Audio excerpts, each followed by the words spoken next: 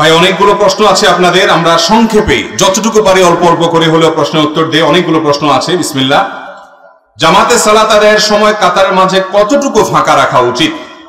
আমরা যখন জামাতে নামাজে দাঁড়াবো, একজন মুসল্লি অন্য মুসল্লির সাথে যথাসম্ভব ফাঁকা বন্ধ করে করে দাঁড়ানোর চেষ্টা করব।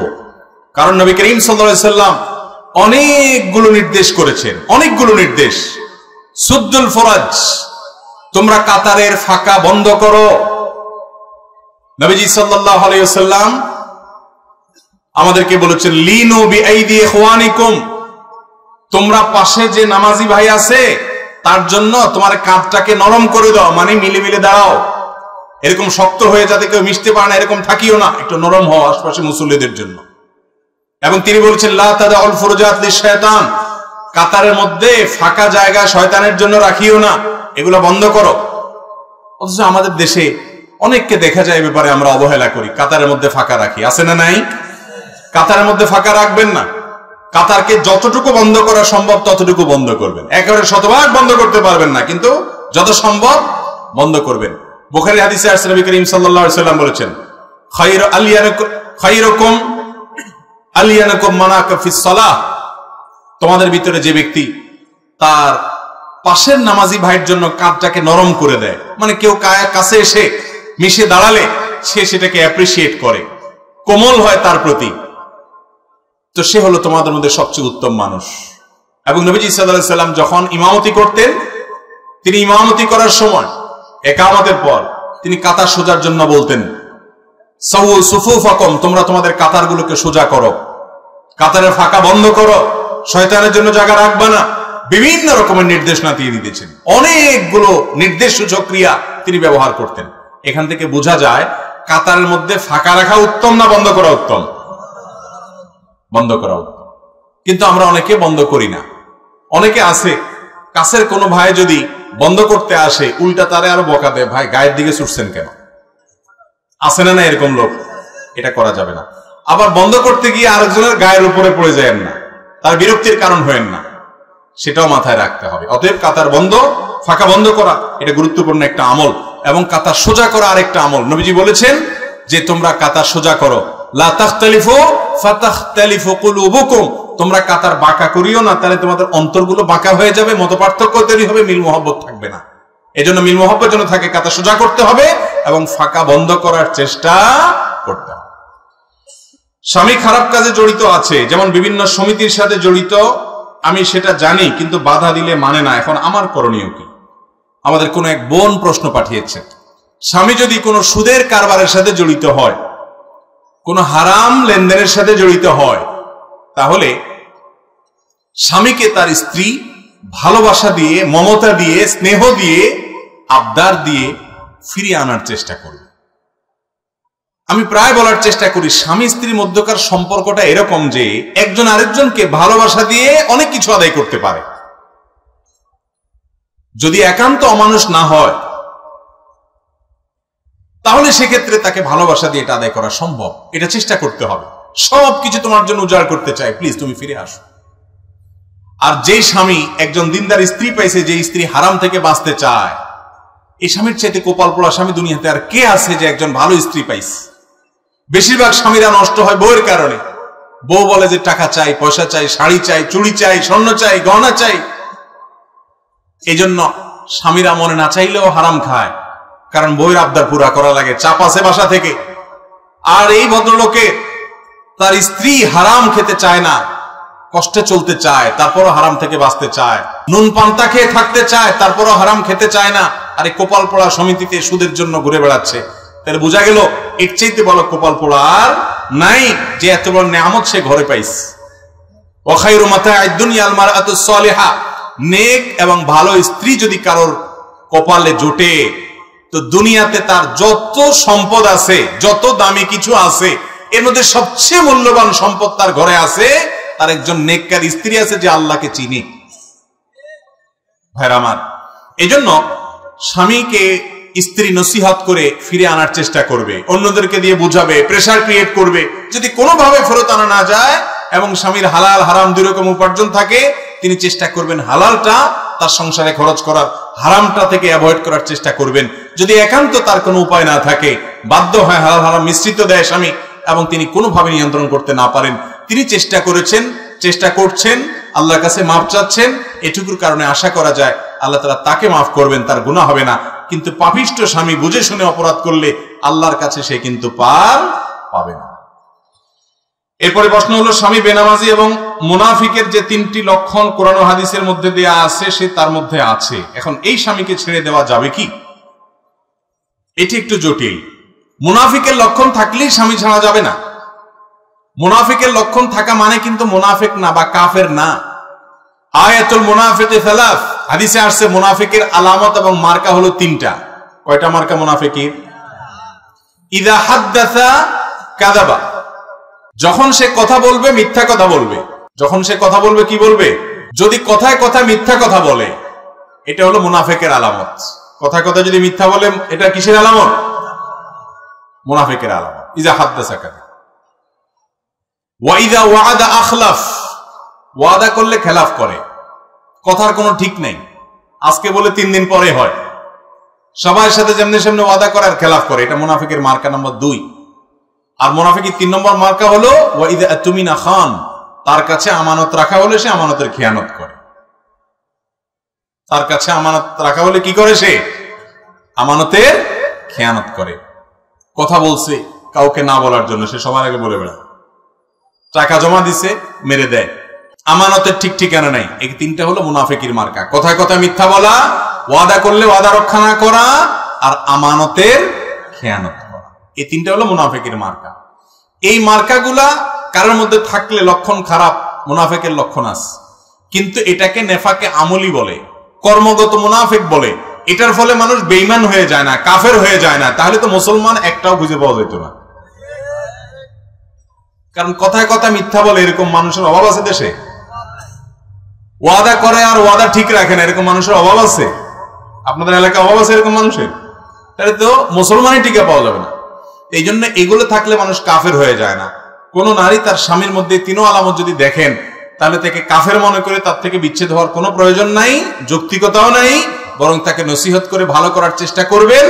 আর না হলে তার পাপে তাকে পাবে, নিজে ভালো থাকার চেষ্টা করবেন। ইমাম সাহেব সালাম ফিরানোর পর তার সাথে দুহাত তুলে মোনাজাত করব নাকি তাসবিহ তাহলিল পড়ব? সালাতের শেষে, নামাজের শেষে ইমাম সাহেব যখন সালাম ফিরায় ফেলবেন, সর্বপ্রথম যে কাজ সেটা কি? এক বর্ণনায় আসছে আল্লাহু আকবার বলবেন, এরপর 3 বার ইস্তিগফার পড়বেন, আস্তাগফিরুল্লাহ আস্তাগফিরুল্লাহ আস্তাগফিরুল্লাহ। অন্য বর্ণনায় আসছে শুধু ইস্তিগফার বলবেন। সালাম শেষ ইমাম সাহেবের প্রথম কাজ আস্তাগফিরুল্লাহ আস্তাগফিরুল্লাহ আস্তাগফিরুল্লাহ। এরপরে বলবেন আল্লাহুম্মা আনতাস সালাম ওয়া মিনকাস সালাম তাবারাকতা ইয়া যাল জালালি ওয়াল ইকরাম। এরপর আপনাকে আল্লাহ তৌফিক দিলে আপনি আরো বিভিন্ন দোয়া আছে সেগুলো পড়বেন। সূরা ইখলাস একবার পড়বেন, সূরা ফালাক একবার পড়বেন, সূরা নাস একবার পড়বেন, আয়াতুল কুরসি একবার পড়বেন, আল্লাহু লা ইলাহা ইল্লা হুয়াল হাইয়ুল কাইয়্যুম। এরপরে দোয়া পড়বেন লা ইলাহা ইল্লাল্লাহু ওয়াহদাহু লা শারীকা লাহু লাহুল মুলকু ওয়া লাহুল হামদ ওয়া হুয়া আলা কুল্লি শাইইন কাদির। আপনি আরো দোয়া পড়বেন লা ইলাহা ইল্লাল্লাহু ওয়াহদাহু লা ইলাহা ইল্লাল্লাহু ওয়াহদাহু লা শারীকা লাহু লাহুল মুলক ওয়া লাহুল হামদ ওয়া হুয়া আলা কুল্লি শাইইন কাদির। লা ইলাহা ইল্লাল্লাহু মুখলিসিনা লাহুদ-দ্বীন ওয়ালাউ কারিহাল কাফিরুন। লা ইলাহা ইল্লাল্লাহ ওয়া লা না'বুদু ইল্লা ইয়্যাহ লাহুন নি'মাতু ওয়া লাহুল ফাদলু ওয়া লাহুস সানাউল হাসান। এরপর আরো পড়বেন আল্লাহুম্মা আইন্নি আলা যিকরিকা ওয়া শুকরিকা ওয়া হুসনি ইবাদাতিক। এরপরে পড়বেন আপনি 33 বার সুবহানাল্লাহ, 33 বার আলহামদুলিল্লাহ, 34 বার আল্লাহু আকবার। আরেক বর্ণনা আছে আল্লাহু আকবার 33 বার, শেষের বার পড়বেন লা ইলাহা ইল্লাল্লাহু ওয়াহদাহু লা শারীকা লাহু লাহুল মুলকু ওয়া লাহুল হামদু ওয়া আলা কুল্লি শাইইন কাদির। এইভাবে এই দোয়া এবং জিকিরগুলো 5 ওয়াক্ত নামাজের পর নবী করিম সাল্লাল্লাহু আলাইহি ওয়াসাল্লাম পড়তেন। এগুলো বেশি বেশি করে পড়বেন। এই যে দোয়াগুলোর কথা আমি বললাম, এগুলোর সবগুলো মুখস্থ যাদের আছে একটু হাত তোলেন তো। বুঝে হাত তুলছেন? আমি যদি এখন জিজ্ঞেস করে বলতে পারবেন এই সবগুলো মুখস্থ আছে? মাশাআল্লাহ। এই সবগুলো মুখস্থ হলো মানুষের হাত উঠছে মাত্র 8-10টা এতগুলো মানুষের মধ্যে। তাইলে বোঝা গেল 5 ওয়াক্ত নামাজের পর আমাদের নবীজি সাল্লাল্লাহু আলাইহি সাল্লাম সালাম ফেরানোর পর যে দোয়াগুলো জিকিরগুলো বলতেন এগুলো আমাদের সমাজের বেশিরভাগ মানুষের মুখস্থ নাই। কিন্তু একটা জিনিস আমরা সবাই জানি, সেটা কি? রেডিমেড মুনাজাত। যে হুজুর এত দোয়া দরুদ বুঝি না, আপনারে বেতন দিয়ে রাখছি না, আপনি দেন তুলে, তো হুজুর উঠে আল্লাহুম্মা আমিন দিয়ে দেয়। ভাইরা আমার, 5 ওয়াক্ত নামাজের পর নবী করিম সাল্লাল্লাহু আলাইহি সাল্লাম সাহাবীদের নিয়ে এভাবে সবাইকে নিয়ে সম্মিলিতভাবে এভাবে ট্র্যাডিশনাল এবং রেডিমেড মুনাজাত করতেন না। তিনি করতেন দোয়া দরুদ গুলো পড়তেন, সাহাবায়ে কেরাম সেগুলো করতেন। বহু হাদিস সে বিষয়ে বর্ণিত আছে। আর যেটা আমাদের সমাজে প্রচলিত আছে, ওরকম একটা হাদিসে পাওয়া যায় না যে নবী সাল্লাল্লাহু আলাইহি সাল্লাম 5 ওয়াক্ত নামাজের পর সাহাবীদের নিয়ে এভাবে করতেন। যদি 2-4 বারও করতেন, শত শত হাদিসে বর্ণনা আসতো, কারণ সাহাবীরা সবাই নবীজির সবকিছু বর্ণনা করতেন। নামাজের পুঙ্খানুপুঙ্খ রুকুতে তিনি শুধু সুবহান রাব্বিল আযীম পড়েন নাই, কখনো সুবহুন কুদ্দুসুন রব্বুল মালায়েকাতু ওয়ার রূহ পড়েছেন। রুকু সিজদা কখনো কখনো তিনি দোয়া পড়েছেন সুবহানাকাল্লাহুম্মা রাব্বানা ওয়া বিহামদিকা আল্লাহুম্মা ফিরলি। কখনো তিনি বলেছেন সুবহুন কুদ্দুস রব্বুল মালায়েকাতু ওয়ার রূহ।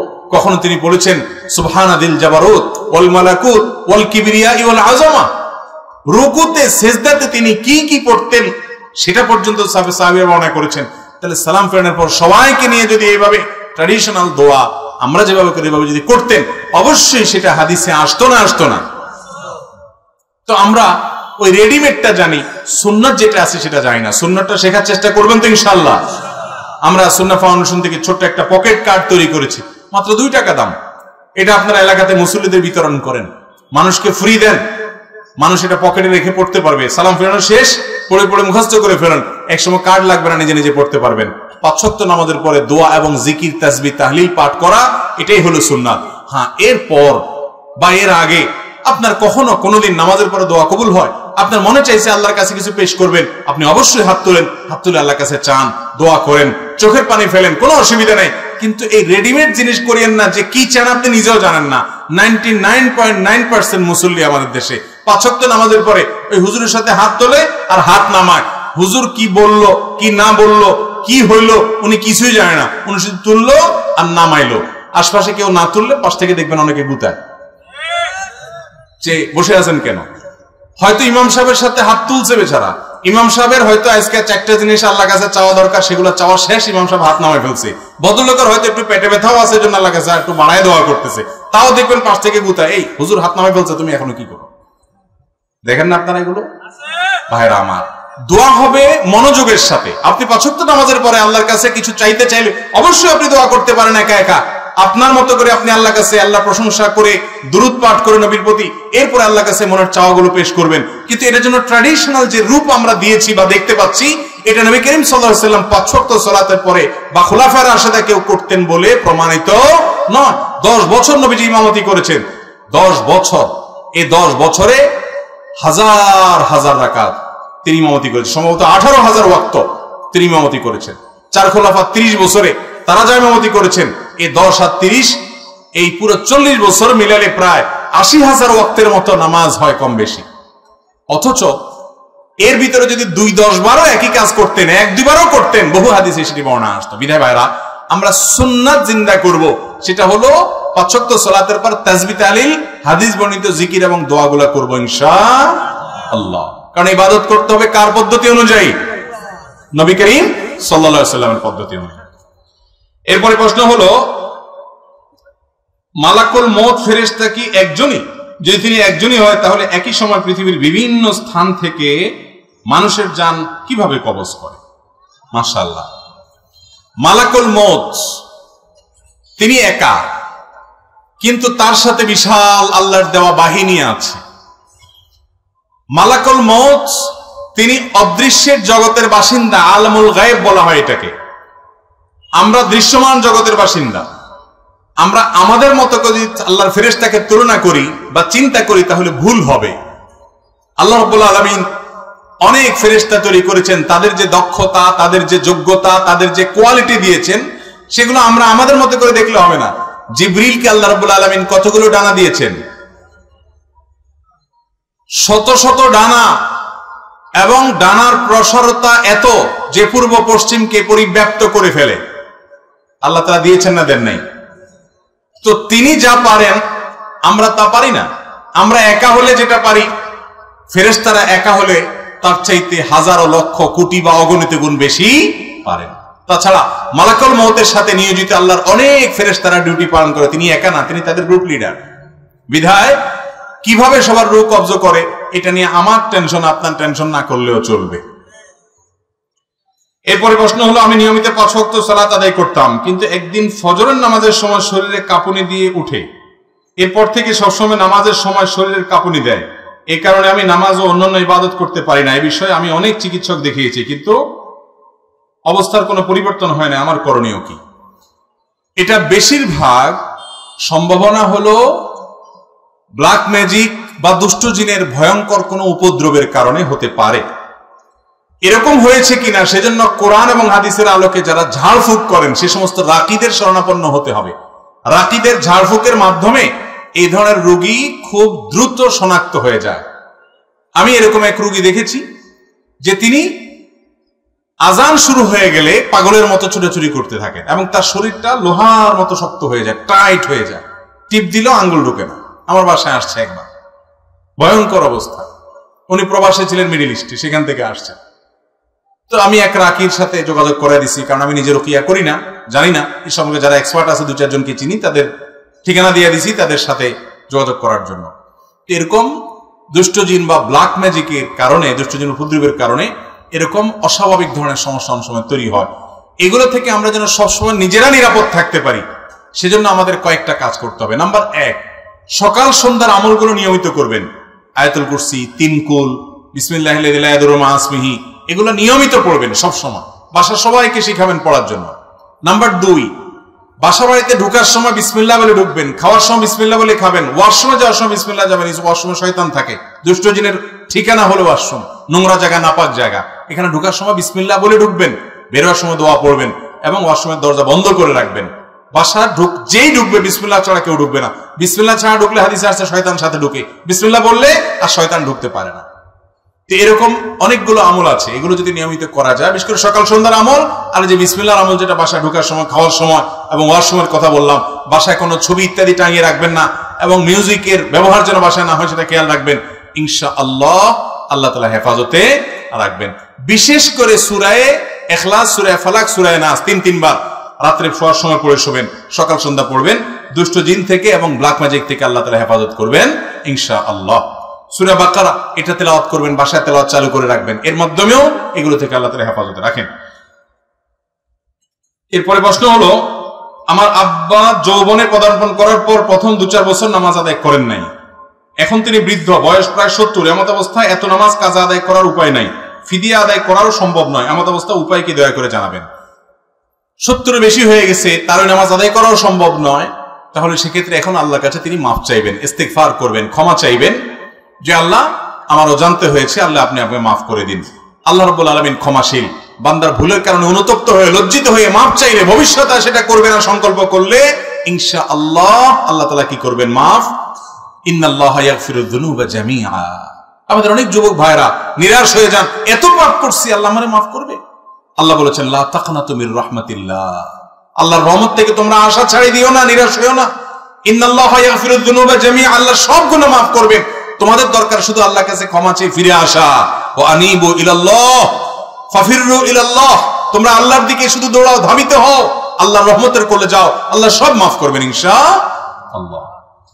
এরপর প্রশ্ন হলো, কোন মেয়ের সাথে বিবাহ ঠিক হয়েছে এবং পরবর্তীতে অনৈতিক মেলামেশার ফলে তার গর্ভে বাচ্চা এসেছে এবং মাঝে মেয়েটার অন্যত্র বিবাহ হয়েছে। এমত অবস্থায় মেয়েটির সন্তান ভূমিষ্ঠ হওয়ার পর তার পিতা কে হবে? যার সাথে অনৈতিক মেলামেশা হয়েছে সে, নাকি পরবর্তী যার সাথে বিবাহ হয়েছে? অবশ্যই জেনার কারণে যদি কোনো বাচ্চা গর্ভে আসে, আল্লাহ মাফ করুক, এই ভয়াবহ অপরাধ যদি কেউ করে, তাহলে ওই বাচ্চা যার সাথে জেনার মাধ্যমে হয়েছে তার সন্তান হিসাবে বিবেচিত হবে এবং তাকেই বাপ হিসাবে পরিচয় করতে হবে। কোন অবস্থাতেই যার সাথে বিয়ে হয়েছে তার সন্তান হিসাবে চালিয়ে দেওয়া যাবে না। কেউ জানে না, আল্লাহ তাআলা তো ঠিকই জানেন। অতএব এই 2 নম্বরে যদি করে, তাহলে মেয়ে গুনাহগার হবে এবং অপরাধী হবে যে একজন মানুষ তার বাবা নয়, তাকে তার বাবা হিসেবে সমাজের মানুষের মধ্যে পরিচয় করে দিচ্ছে। ভাইরা আমার, জেনা আজ এত ব্যাপক হয়ে গেছে, জেনা নাই, জেনা থেকে মুক্ত যৌবন আছে, এই রকম তরুণ, এরকম তরুণী আজ সোনার হরিণের মতো হয়ে গেছে। যুবকদের চরিত্র শেষ হয়ে গেছে। আমি সেজন্যই শুরুতে আলোচনা বলেছি, বিনোদনের নামে, ক্রীড়া কৌতুকের নামে আমাদের যুব সমাজকে ধ্বংস করে ফেলা হয়েছে। এই জন্যই হালাল হারাম বাজ বিচার যারা করে চলে তারা পবিত্র থাকে, তারা ভালো থাকে, তারা নিরাপদ থাকে, তারা সুখে থাকে। বিধায় এই ধরনের হারাম কাজ থেকে আল্লাহ আমাদেরকে বেঁচে থাকার তৌফিক দান করুন সবাইকে। আমার বন্ধুদের মধ্যে কিছু বন্ধু আছে যারা নামাজ কালাম পড়ে এবং মাঝে মধ্যে মেয়েদের খারাপ মেসেজ করে থাকে, সবার জন্য নসিহা করবেন প্লিজ। অনেক যুবকরা আছে এই রোগের রোগী। যুবক মানে হলো একটু দুষ্টামি, একটু বাদরামি, মেয়েদের পিছে লাগালাগি, তাদেরকে ইফটিজিং করা, তাদেরকে উত্তক্ত করা, ফেসবুকে মেসেজ দেওয়া, হোয়াটসঅ্যাপে নক করা, অযথা সিঁড়ি দেওয়া, এই বদমাইশি বাদরামি বেশিরভাগ যুবকরা আজকাল করাটাকে তাদের রাইট মনে করে এটা আমার এই বয়সে করার বোধহয় অধিকার আছে। এমনকি মুরব্বীরাও এটা দেখার পরও বলে যে একটু আধটু করে। ঠিক না বে ঠিক? ভাইরা আমার, আরশের নিচে আল্লাহ তাআলা কিয়ামতের ভয়াবহতম দিনে যাদেরকে ছায়া দিবেন, আশ্রয় দিবেন, তাদের মধ্যে এক শ্রেণীর লোক থাকবে যুবক। তারা কোন যুবক? যেই যুবক তার যৌবনে কোনো কালিমা লাগতে দেয় নাই, ইতিপূর্বে কখনো করে থাকলে তওবা করে নতুন করে জীবন গড়েছে, আর সে কোনো মেয়েকে ইফটিজিং করে না, কোনো মেয়ের দিকে ফিরে তাকায় না, তার ভালোবাসাকে জমাইতে থাকে, জমাইতে থাকে, জমাইতে থাকে, যে রাস্তার মেয়ে, ওর জন্য আমি কেন ভালোবাসা বা আমার মনোযোগ, আমার প্রেম, আমার ভালো লাগা এগুলো ওখানে কেন নিবদ্ধ করব? এগুলো আমি সব জমা করে রাখি। কার জন্য? বৈধ বউয়ের জন্য, লিগ্যাল বউয়ের জন্য, স্ত্রীর জন্য।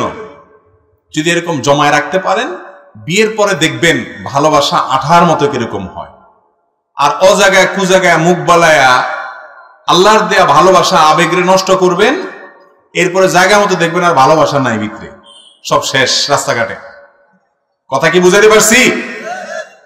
সব যুবকরা পাগলামি করে, মাতলামি করে, বদমাইশি করে, খারাপ কাজ করে, নোংরামি করে, মেয়েদেরকে উত্ত্যক্ত করে, তাদের পিছে লাগে, চোখের জেনা করে, মনের জেনা করে, বন্ধু কয়েকজন একসাথে হলে কোনো মেয়েকে নিয়ে বাজে কল্পনা করে, আলাপ আলোচনা করে। এই হারামের ভিড়ে যুবক তুমি একটু ফেরার চেষ্টা করো। সবাই যা করে তার চাইতে ভিন্ন কিছু হওয়ার চেষ্টা করো। গড্ডালিক এবং স্রোতের তালে গা ভাসিও না ভাই। স্রোতের তালে গা ভাসার জন্য যোগ্যতার দরকার হয় না, স্রোতের বিপরীতে চলার জন্য শক্তি লাগে, যোগ্যতা লাগে। সেটা তোমার মধ্যে আছে কিনা সেই চেষ্টা করো। চেষ্টা করা যাবে না ইনশাআল্লাহ? অতএব ভাইরা আমার, যৌবনে কোনো পাগলামি নয়, কোনো মাতলামি নয়। এই চোখকে হেফাজত করব, মনকে হেফাজত করব, পড়াশোনা মনোযোগ দিবেন, বন্ধু বান্ধব, ভালো বন্ধু বান্ধবের সাথে উঠা বসা করবেন, খারাপ বন্ধুর ধারে কাছেও যাবেন না। যে বন্ধু মেয়েদের পেছনে গুরুগুরু করে, মেয়েদের সাথে হারাম সম্পর্ক রাখে, অবৈধ সম্পর্ক রাখে, প্রেমের নামে জেনার সম্পর্ক জড়ায়, তাদের সাথে কোনো প্রকার বন্ধুতা রাখবেন না। ভালো বন্ধু পাওয়া সোনার হরিণ, তারপরে সে সোনার হরিণ খোঁজার চেষ্টা করবেন, না পারলে একা চলবেন, তারপরেও খারাপ কোনো বন্ধুর সাথে যাবেন না। কারণ মানুষ পৃথিবীতে কেউ জন্মগতভাবে খারাপ হয় না, বেশিরভাগ মানুষ খারাপ হয় খারাপ বন্ধুর কারণে। আপনি দেখবেন না একটা মানুষও হঠাৎ করে দোকানে যায় সিগারেট কেনা খাওয়া ধরছে, একজন মানুষও দেখবেন না। প্রথম কিছু সিগারেট খোর বন্ধু দেখবেন তাদের জোটে, এই বন্ধুর সাথে কি হয়? প্রথম বন্ধুতা হয়, এরপরে এই বন্ধুর সাথে আস্তে আস্তে আস্তে আস্তে দেখে যে বন্ধু সিগারেট খায়, এরপরে গোড়াটা দিয়ে একটা টান দেয়। আছে না নাই? বলে না না না না না, কারে দে। প্রথম এরকম ভয় লাগে, একটু কাশি আসবে, এরপর ঠিক হয়ে যাবে। এই জন্য খারাপ এবং দুষ্ট বন্ধুর সাথে থাকলে আস্তে আস্তে মানুষ কি হয়ে যায়? খারাপ হয়ে যায় নিজের অজান্তে। কোন খুনি পৃথিবীতে নিজে নিজে খুনি হয় না, খুনিদের সাথে থাকতে থাকতে কি হয়? এই জন্য আপনারা যারা স্কুলে পড়েন, কলেজে পড়েন, ইউনিভার্সিটিতে পড়েন, জেনারেল লাইনে আছেন, আপনাদেরকে আমি বলি, যেই বন্ধু সে খারাপের দিকে তার প্রবণতা, এই বন্ধু থেকে বাঘের মতো পলায়ন করেন, বাঘ দেখলে যেরকম পলায়ন করেন। আর ভালো বন্ধু ৫ ওয়াক্ত নামাজ পড়ে, আল্লাহর ভয় আছে, ও খারাপ দিকে যায় না, এরকম বন্ধু যদি খুঁজে পান, মনে রাখবেন এই সমাজে বন্ধুর দাম কোটি কোটি টাকা। এই বন্ধুটাকে আগলে ধরে রাখেন, ওর সাথে থাকার চেষ্টা করেন, অন্তত আপনার সর্বনাশ হবে না। অসৎ সঙ্গে সর্বনাশ, আর সৎ সঙ্গে স্বর্গে বাস। অতএব ভালো বন্ধু নিয়ে চলার চেষ্টা করবো তো ইনশাআল্লাহ। এরপরে প্রশ্ন হলো, আত্মীয়তার সম্পর্ক ছিন্নকারী জান্নাতে প্রবেশ করতে পারবে না। এখানে কাদেরকে আত্মীয় বলা হয়েছে? আত্মীয়ের লিস্টে কারা আছেন দয়া করে জানালে উপকৃত হতাম। খুব দরকারি একটা প্রশ্ন। আত্মীয়তার সম্পর্ক রক্ষা করা সুন্নত না মুস্তাহাব? ফরজ। অনেকে জানেন না আত্মীয়তার সম্পর্ক রক্ষা করা কি ভাই? ফরজ। আত্মীয়তার সম্পর্ক ছিন্ন করা কি? হারাম। আত্মীয়তার সম্পর্ক ছিন্ন করা কি? অনেক হারাম আমরা জানি, কিন্তু এই হারামটা আমরা অনেকে জানি না। আত্মীয়র সাথে আপনি চিরতরে সম্পর্ক ছিন্ন করে ফেলছেন, কোনো যোগাযোগ নাই, একদম সম্পর্ক কাট করে ফেলছেন, আপনি হারামে লিপ্ত আছেন। এখন কথা হলো, কারা আত্মীয়? এর উত্তর হলো, যে আত্মীয়ের সাথে সম্পর্ক রক্ষা করা ফরজ, সম্পর্ক ছিন্ন করা হারাম, তারা হলো রক্ত সম্পর্কীয় আত্মীয়।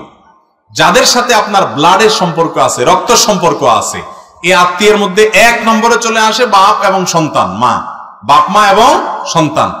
কারণ বাপ মার সাথে সন্তানের সম্পর্ক একেবারে সরাসরি রক্তের। এরপরে হলো ভাই বোন, তারপরে ভাতিজা ভাতিজি, তারপরে চাচা ফুফু, দাদা দাদি, এরা সব রক্ত সম্পর্কীয়। তারপরে মায়ের দিককার মা, খালা, মামু, তারাও মায়ের দিককার আত্মীয়। কিন্তু এক নম্বরের যাদের আত্মীয়তার সম্পর্ক আপনার সাথে সবচেয়ে বেশি, যাদের ব্লাডের সম্পর্ক আপনার সাথে একবারে প্রথম সারির, তারা হলো আপনার বাবার দিককার যারা আছেন, বাবা, চাচা, দাদা, দাদি, ভাই বোন এবং মা বাপ, ভাতিজা ভাতিজি, এরা। আমাদের দেশে এই সমস্ত আত্মীয়দের সাথে বরং আরো লাগালাগি বেশি থাকে, ঠিক না বেঠিক? ওই দূরের কোথাকার কোন আত্মীয়, তার সাথে খুব দোস্তি। আমি এই জন্য বলি, আত্মীয়তার তিনটা ক্লাস আছে ভাই। এক নম্বর ক্লাসের আত্মীয় হলো এই যাদের কথা বললাম, বাপ, ফুফু, চাচা, দাদা, দাদি, ভাই, বোন, ছেলে, মেয়ে, ভাতিজা ভাতিজি, এরা। আর দুই নম্বর বা দ্বিতীয় শ্রেণীর আত্মীয় হলো মায়ের দিককার যারা আছেন, মামু, খালু, আরে মামু, আপনার খালা, তারপরে আপনার নানা নানি, এরা। আর তিন নম্বর আত্মীয়, অর্থাৎ থার্ড ক্লাস আর কি, থার্ড ক্লাসটা বললাম না, তিন নম্বর হলো শ্বশুর বাড়ি। থার্ড ক্লাস বললে আরেক মুসিবত, মহিলারা রাগ হয়ে যাবে। থার্ড ক্লাস না, তৃতীয় প্রকারে যায় পড়ে কোনটা? আর আমাদের দেশে ওইটা এখন কয় নম্বরের? এক নম্বরে। ভাইরা আমার, এটাও ঠিক যে যারা এক নম্বরের আত্মীয়, তারা অনেক সময় এত শত্রুতা করে যে দেখা যায় দুনিয়ার কেউ এত ক্ষতি করে না, চাচারা যত ক্ষতি করে। দুনিয়ার কেউ এত শত্রুতা করে না, ফুফুরা যত লেগে থাকে। এত শত্রুতা কেউ করে না, ভাই যত লেগে থাকে। যদি কোনো আত্মীয় আপনার সাথে এরকম আচরণ করে, ও তো কপাল পোড়া, কারণ সে আত্মীয়কে কষ্ট দিচ্ছে, ও তো হারাম করতেছে। কিন্তু আপনি আপনার জায়গা থেকে চেষ্টা করেন অন্তত তার সাথে কানেক্টেড থাকার। যদি সে আপনার ক্ষতি করে কানেক্টেড হলে, তাহলে আপনি দূরে থাকেন, কিন্তু তা না হলে যথাসম্ভব তার সাথে মিলেমিশে থাকার চেষ্টা করেন। আমরা এখন দেখা যায় যে রক্ত সম্পর্কে আত্মীয়দের সাথে কোনো খোঁজ খবর নাই। এরকম বহু লোক আছে যে কিছুই হয় নাই, তারপরও চাচাতো ভাই, আপনার কি বলে চাচা, তারপরে ফুফু, তাদের সাথে কোনো যোগাযোগ নাই। অনেকের তো গন্ডগোল ফাসাদ আছে, অনেকের গন্ডগোল ফাসাদও নাই, তারপরেও কোনো যোগাযোগ নাই। আজকাল ফেসবুকে আমাদের এক একজনের ৫,০০০ করে বন্ধু। ৫,০০০ বন্ধুর হক আদায় করতে করতে এই সমস্ত আত্মীয় গণার টাইম আমাদের নাই। কিয়ামতের দিন আল্লাহর কাছে এই ৫,০০০ বন্ধুর কথা যদি বলেন, আল্লাহ দোস্তদের হক আদায় করতে গিয়ে ইনবক্স দিয়েছে, এই জন্য পাল্টা লাইক দেওয়া লাগছে, কমেন্ট লিখছে, এই জন্য পাল্টা রিপ্লাই দেওয়া লাগছে, নাইলে দোস্ত নারাজ হয়ে গেছে, ওদের হক আদায় করতে করতে আল্লাহ সময় পায় নাই চাচা ফুপুর আদায় করা, হক আদায় করার। মুগুরের মায়ের একটাও নিচে পড়বো যে ২ নম্বর দোস্ত তোরে পাতাইতে বলছে কে? ভাইরা আমার, এই সামাজিক যোগাযোগের মাধ্যমগুলো আমাদেরকে আজকাল অনেক বেশি অসামাজিক করে দিচ্ছে। কাজের জায়গায় খবর নাই, অজায়গায় সব এনার্জি দিয়ে আছে। অতএব আত্মীয়তার সম্পর্ক রক্ষা করে চলবো তো ইনশাআল্লাহ। এক সাহাবী নবীজির কাছে বলছে, ইয়া রাসূলুল্লাহ, আমি তো আত্মীয়ের সাথে ভালো থাকতে চাই, কিন্তু তারা তো আমার ক্ষতি করে। নবী করিম সাল্লাল্লাহু আলাইহি সাল্লাম তখন বলেছেন, তুমি যা বলছো, যদি এরকমটা সে করে, তোমার ক্ষতি করে আত্মীয় হয়ে, তাহলে ও তোর কপাল শেষ করতেছে, ধ্বংস করতেছে আত্মীয়ের প্রতি অবিচার করে বা তাকে কষ্ট দিয়ে। কিন্তু তুমি মনে রাখবা, লাইসাল ওয়াসিলু বিল মুকাফি, তোমার আত্মীয় তোমার সাথে ভালো আচরণ করলে তুমিও ভালো আচরণ করো, সে তোমার ছেলেকে গিফট দেয়, তুমিও তার ছেলেকে গিফট দাও, এর নাম আত্মীয়তার সম্পর্ক রক্ষা করা না। এটা তো যে কোনো মানুষই ভালো করলে তার সাথে পাল্টা আরেকজন ভালো করে। আত্মীয় যদি তোমার সাথে খারাপও হয়, তুমি খারাপ অন্তত করবা না, চেষ্টা করবা ভালো কিছু করার, সবর করার, প্রতিহত করবা। তুমি জুলুম সহ্য করার দরকার নাই, কিন্তু তুমি খারাপ করবা না এবং পারলে সম্পর্ক রক্ষা করবা। এটাই হলো আত্মীয়তার সম্পর্ক রক্ষা করা। মোবাইলে টাকা ধার নিলে 20 টাকার পরিবর্তে 18 টাকা আসে, কিন্তু পরবর্তীতে রিচার্জ করলে 20 টাকাই কাটে। এই বিষয়টা কি রিবার অন্তর্ভুক্ত হবে, অর্থাৎ সুদের অন্তর্ভুক্ত হবে কিনা? এর উত্তর হলো না, এটা সুদের অন্তর্ভুক্ত হবে না।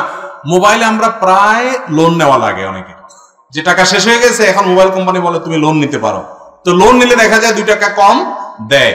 এই যে 2 টাকা কম নিল পুরাটা, তাহলে লোন নিলাম আবার কম বেশি হয়ে গেলে তাহলে সুদ হবে কিনা? উত্তর হলো না, সুদ হবে না।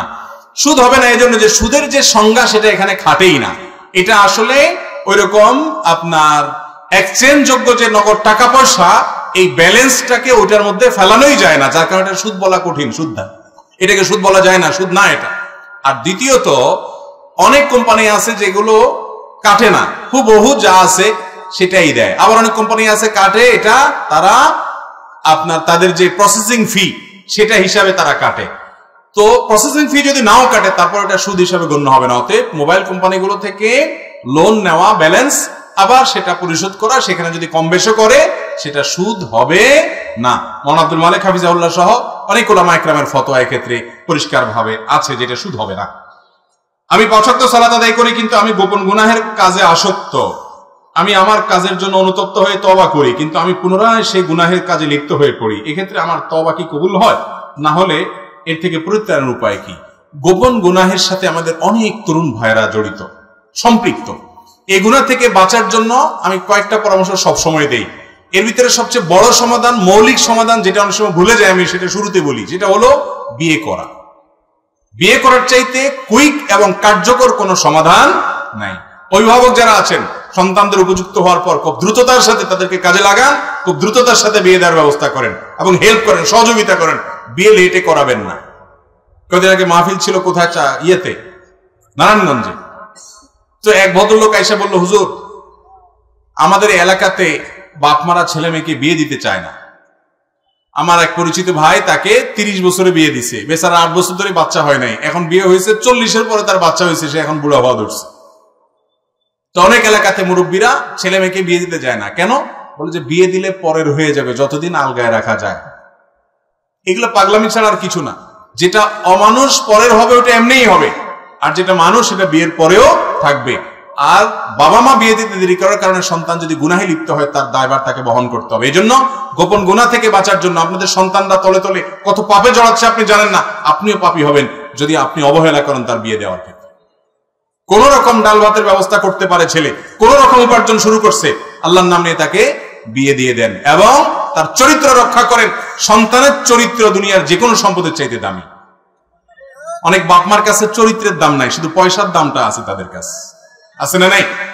এইসব বাপমা কপাল পোড়া। বিধায় যুবকরা এই গোপন গুনাহ থেকে বাঁচার জন্য বিয়ে শাদী দ্রুত করতে হবে। আর দ্বিতীয়ত যে কাজ করতে হবে তা হলো যথাসম্ভব স্মার্টফোন ত্যাগ করতে হবে। 4 মাস 6 মাসের জন্য এই ফোন বিক্রি করে ফেলান, একটা বাটনওয়ালা ফোন নেন, সিম লাগান, কোন রকম চলেন, নেট ছাড়া বাঁচবেন, কিচ্ছু হবে না। মনে হয় যে হায় হায়, বলে কি হুজুর, ফেসবুক ইউটিউব ছাড়া জীবন রক্ষা হবে? মরেই তো যাব। মরবেন না, করে দেখেন, হিম্মত করেন, সাহস করেন, সব সহজ হবে। 3-4 মাস এভাবে করেন, দেখবেন সহজ হবে ইনশাআল্লাহ। তওবা করার পরও যদি না করতে পারেন, আল্লাহ রাব্বুল আলামিনের কাছে মাপ চান যে আল্লাহ, লক্ষণ ভালো না যে তওবার পরে তওবা ভঙ্গ হয়ে যাচ্ছে, কিন্তু নিরাশ হবেন না, আশা হারাবেন না। আল্লাহ যে আপনাকে অনুতপ্ততা দিচ্ছেন, আপনার ভিতরে অপরাধ বোধ জাগ্রত হচ্ছে, খারাপ কাজ করছেন এটা যে বুঝতে পারছেন, এটাও একটা ভালো লক্ষণ। আল্লাহ তাআলা একসময় ছাড়ার তৌফিক দিবেই দিবে ইনশাআল্লাহ। থাকুক আজকে আর পর্যন্ত, কারণ অনেক প্রশ্ন আছে, এতগুলো প্রশ্ন উত্তর দেওয়া কঠিন। আল্লাহ রাব্বুল আলামিন আমরা যে সমস্ত কথা শুনলাম, জানলাম, বুঝলাম, সেগুলো অনুযায়ী আমল করার তৌফিক দান। এটা দিব। আচ্ছা দাঁড়ান, একটু দরকার একটা প্রশ্ন আয়োজক ভাইরা বলছেন, আমার স্ত্রী প্রথম বাচ্চা সিজারে হয়েছে, তখন আমি তাকে বলেছিলাম যে তোমার দ্বিতীয় সন্তানও যদি সিজারে হয় তাহলে আমার বাড়ির ভাত তোমার জন্য হারাম। তো এখন আমি দ্বিতীয় বাচ্চা নিতে চাচ্ছি, এমত অবস্থায় যদি দ্বিতীয় সন্তানও সিজারে হয় তাহলে আমার করণীয় কি? এই কপাল পোড়া স্বামী যে প্রশ্ন করছে তাকে তার ধরে আনা উচিত, ধরে এনে আগে এখানে তার বিচার হওয়া উচিত, তারপরে প্রশ্ন উত্তর। কারণ প্রথম বাচ্চা সিজারে হয়েছে, তার সিজারে হয়েছে, এটা কি তার দোষ? অতএব এটা বউর উপরে দোষ চাপানোটা মূর্খতা এবং অজ্ঞানতা ছাড়ার কিছুই নাই। কিছু মানুষ আছে কিছু হইলেই বউর দিকে ছুটে। এই জন্য আমার এক ওস্তাদ ছিলেন খুলনাতে, তালাকের মাসালা জিজ্ঞাসা করতে আসলে ওনার গদির নিচে একটা ব্যাট থাকতো। উনি মুফতি সাহেব ছিলেন, উনি সোজা ব্যাট বের করে আগে একটা মাইট দিয়ে নিতেন, এরপরে বলতেন বল কি মাসালা, যে বউ তালাক কেন দেশ? কোনো কিছু হইলেই কিছু পুরুষ আছে ছোট লোকই করে। তো যাই হোক, এই যে কথা বলছেন যে স্ত্রীকে আপনি বলছেন দ্বিতীয় বাচ্চা সিজারে হলে তুমি তোমার ভাত আমার ঘরে হারাম, এখানে তিনি কি উদ্দেশ্যে বলেছেন এটা দেখতে হবে। এর মানে এই যে তোমাকে আমি রাখবো না, তালাক দিয়ে দিব, এরকম যদি উদ্দেশ্য হয় তাহলে কিচ্ছু হয় নাই এবং তালাক হবে না এটা বললে।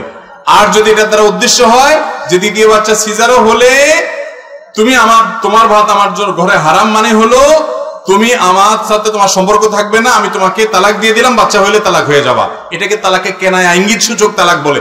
এরকম বলে তালাক, দ্বিতীয় বাচ্চা যদি সিজারে হয় তালাক হওয়ার পসিবিলিটি আছে। এজন্য কি উদ্দেশ্যে বলছেন সেটা নির্ভর করে। তালাকের মাসআলা এভাবে সংক্ষিপ্ত প্রশ্নোত্তর ভাষণে প্রশ্ন জানবেন না, কোন মুফতির কাছে গিয়ে ফতোয়া গিয়ে বিস্তারিত জানার চেষ্টা করুন।